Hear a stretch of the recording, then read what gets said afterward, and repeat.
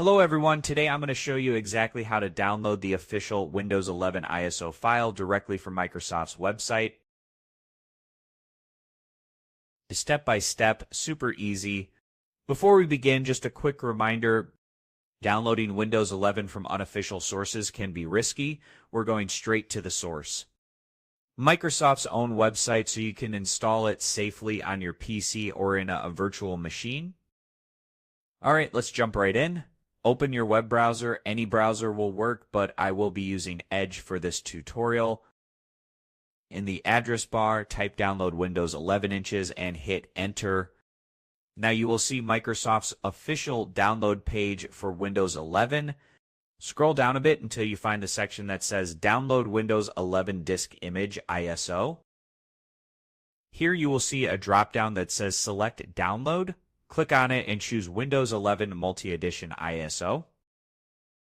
Now click the download button right below it. After that, it will ask you to select your product language. Pick your preferred language like English or whatever you want. Then click Confirm. Wait a few seconds, and now you will see two download options, one for 64-bit and in some cases another for ARM-based devices. If you're using a standard desktop or laptop, go ahead and click on the 64-bit download button. The download should start automatically. The ISO file is pretty big, usually around 5 to 6 GB, so depending on your internet speed, it might take a while. While it's downloading, let me quickly tell you what you can do with this ISO file. You can use it to upgrade an existing Windows installation, perform a clean install, or set up a virtual machine.